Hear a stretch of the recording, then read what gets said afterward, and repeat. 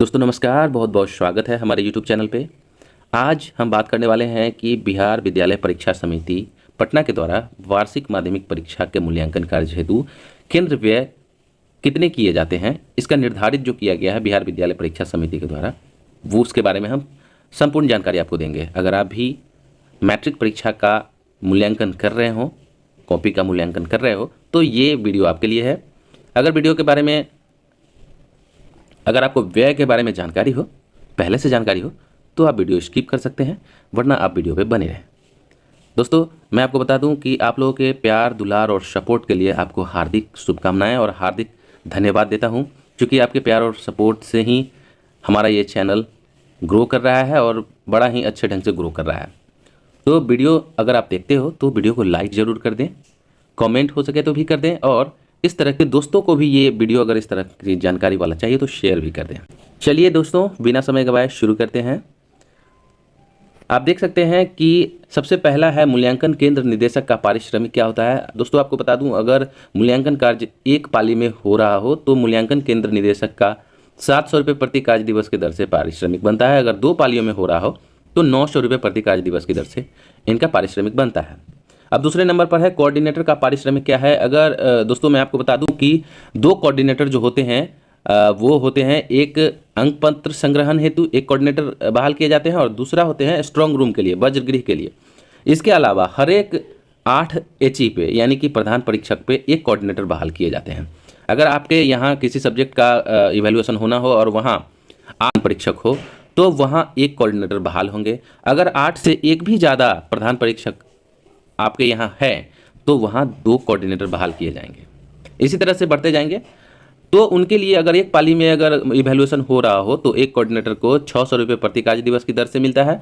अगर 2 पालियों में हो रहा हो तो 700 रुपये प्रति कार्य दिवस की दर से इनको पारिश्रमिक मिलता है। अब आते हैं तीसरे नंबर पे, तृतीय वर्गीय कर्मी का पारिश्रमिक क्या होगा। तो मैं आपको बता दूं, अधिकतम 4 कर्मियों को निर्धारित मूल्यांकन अवधि के लिए ये है तो 200 रुपये प्रति कार्य दिवस इनको दिया जाता है तृतीय वर्गीय को। अब आते हैं चतुर्थ वर्गीय कर्मी को क्या पारिश्रमिक मिलता है। अधिकतम 4 ही है, उनके लिए क्या निर्धारित किए गए हैं, तो इनको 125 रुपये प्रति कार्य दिवस की दर से इनको पारिश्रमिक दिया जाएगा। 5वें नंबर पर है वाटरमैन का पारिश्रमिक। तो आप एक इवैल्यूएशन केंद्र पर अधिकतम 5 रखते हैं तो उनको 125 रुपये प्रति कार्य दिवस की दर से उनको देना होगा। और 6 नंबर पर है दफ्तरी का पारिश्रमिक क्या है। तो आपको बता दें कि अधिकतम 3 कर्मियों को निर्धारित मूल्यांकन अवधि के लिए जो निर्धारित किए गए हैं वो 125 रुपये प्रति कर्मी प्रति कार्य दिवस निर्धारित है। 7 नंबर पे है साफ सफाई कर्मी जो रखेंगे आप, 2 कर्मियों को निर्धारित मूल्यांकन अवधि के लिए रखते हैं तो उनको भी 125 रुपये प्रति कर्मी प्रति कार्य दिवस देय होगा। और 8 नंबर पर है लेखापाल का पारिश्रमिक। अधिकतम 1 आप लेखापाल रखते हैं तो उनको 200 रुपये प्रति कार्य दिवस की दर से उनको पारिश्रमिक बनता है। लेखा लिपिक अगर रखते हैं, 1 अधिकतम रखते हैं तो 150 रुपये प्रति कार्य दिवस की दर से इनको देय होगा। प्रधान परीक्षक एवं सह परीक्षक के सामान्य दर से ठहराव भत्ता क्या होगा। तो आपको बता दें कि 300 रुपये प्रति कार्य दिवस यदि मूल्यांकन केंद्र पटना से बाहर अवस्थित हो तो देय होता है। अगर 400 रुपये देय तभी होगा जब पटना अवस्थित हो। अब देखते हैं कि 11 नंबर पर है प्रधान परीक्षक एवं सह परीक्षक 8 किलोमीटर की परिधि के अंदर अगर रहते हैं तो उन्हें सवारी भत्ता हेतु 75 रुपये प्रति कार्य दिवस दिया जाएगा। अगर 8 किलोमीटर से ज़्यादा दूरी के कर्मी अगर बहाल होते हैं इवैल्यूएशन में तो उनको ठहराव भत्ता भी देय होगा। प्रधान परीक्षक एवं सह परीक्षक की यात्रा भत्ता क्या होगा। तो सरकारी नियमानुसार वास्तविक विपत्र के आधार पर इनका व्यय होगा। 13 नंबर पर है मूल्यांकन केंद्र निदेशक और coordinator MPP computer operator checker maker को सवारी भत्ता हेतु 75 रुपये प्रति कार्य दिवस दिए जाएंगे, वो 8 किलोमीटर के अंदर हो तो। अगला है 14, अगर MPP कंप्यूटर ऑपरेटर 8 किलोमीटर परिधि से बाहर के हों तो उन्हें 210 रुपये प्रति कार्य दिवस की दर से ठहराव भत्ता मिलेगा। 15 नंबर पर है दंडाधिकारी एवं पुलिस पदाधिकारी का पारिश्रमिक क्या होगा। तो उन्हें 200 रुपये प्रति कार्य दिवस की दर से दिया होगा। स्टेशनरी पैकिंग कार्य एवं सीलिंग पैक हेतु 330 रुपये प्रति 1000 उत्तर पुस्तिका के सीलिंग के लिए देय होगा। जनरेटर के लिए एक मुश्त आपको 10,000 रुपये देय होते हैं। और 18 नंबर पर है मूल्यांकन केंद्र पर कार्यरत सभी कर्मियों, मूल्यांकन केंद्र निदेशक, कोऑर्डिनेटर, प्रधान परीक्षक, सह परीक्षक, MPP कंप्यूटर ऑपरेटर एवं अन्य कर्मियों के अल्पाहार। तो यहाँ पे क्लियर कर दिया गया है, बहुत सारे सेंटर पे पुलिस बल जो होते हैं उन्हें अल्पाहार के लिए पैसे नहीं दिए जाते हैं। तो ये क्लियर किया हुआ है यहाँ पे कि 40 रुपये सभी कर्मी, जितने कर्मी हैं आपके इवैल्यूएशन में इन्वॉल्व, सारे कर्मियों को 40 रुपये प्रति कार्य दिवस आपको अल्पाहार के लिए दे होगा। पैसे अगर 1 पाली में होता है तो, और 2 पाली में अगर होता है तो 80 रुपये प्रति कार्य दिवस आपको रिफ्रेशमेंट के लिए आपको देना पड़ेगा। 19 पे है प्रधान परीक्षक का पारिश्रमिक समिति द्वारा सीधे बैंक खाते में भुगतान किया जाएगा। अगर आप एचई हैं तो आपको सीधे समिति के द्वारा आपके अकाउंट में सीधा पैसा चला जाएगा। तो आप अकाउंट नंबर वगैरह IFSC कोड वगैरह गलत ना लिखें। इनको 600 रुपये प्रति कार्य दिवस अगर एक पाली में हो रहा हो इवैल्यूएशन तो दे होता है, अगर 2 पालियों में होता है इवैल्यूएशन तो आपको 700 रुपये, अगर आप एचई हैं तो आपको दे होगा।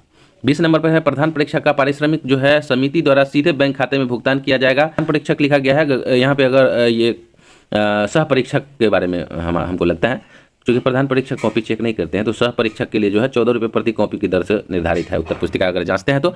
21 नंबर पर है MPP का पारिश्रमिक समिति द्वारा सीधे बैंक खाते में भुगतान किया जाएगा। अगर आप MPP हैं तो 2.5 रुपये प्रति उत्तर पुस्तिका की दर से आपके बैंक खाते में डायरेक्ट पैसा सेंड कर दिया जाएगा। 22 नंबर पर है प्रत्येक कंप्यूटर जानकार शिक्षक कर्मी तकनीकी सहायक सुपरवाइजर का पारिश्रमिक समिति द्वारा सीधे बैंक खाते में भुगतान किया जाएगा। आप अगर कंप्यूटर ऑपरेटर है तो आपको 500 रुपये अधिकतम की दर से प्रति कार्य दिवस आपके खाते में सीधे भुगतान किया जाएगा। लास्ट डे जब इवैल्यूएशन खत्म होता है, आप मार्क्स पोस्टिंग कर लेते हैं सारे, उसके बाद आप अपना प्रोफाइल खोल के सारे प्रोफाइल का डिटेल्स जो है चेक कर ले, account number IFSC code name वगैरह का स्पेलिंग वगैरह सारा चेक करके उसके बाद लॉग आउट हो जाए। और एक बात और, बहुत सारे जो भी कंप्यूटर के पोस्टिंग करते हैं वो अपना पासवर्ड शेयर करते हैं, तो ये बिल्कुल ना करें। कभी कभी होता क्या है कि आपका पासवर्ड अगर किन्हीं को पता है तो खुराफाती के ख्याल से वो क्या करते हैं, अपना अकाउंट नंबर और नाम डाल देते हैं। तो ऐसे में काम करे कोई पैसा किसी के खाते पे समिति के द्वारा सेंड कर दिया जाता है। तो दोस्तों एक और जो इम्पोर्टेंस है वो है, किसी भी तृतीय कर्मी चतुर्थ वर्गीय कर्मी को सवारी भत्ता नहीं दे होगा। एक प्रधान परीक्षक के अधीन औसतन 6 ही सह परीक्षक होंगे। प्रधान परीक्षक एवं सह परीक्षक 8 किलोमीटर की परिधि के अंदर की सवारी भत्ता दे होगा। 8 किलोमीटर की परिधि के बाहर की स्थानीय यात्रा के लिए सामान्य से आधी से ठहराव, अगर 8 किलोमीटर से बाहर हैं तो ठहराव भत्ता आधा मिलेगा।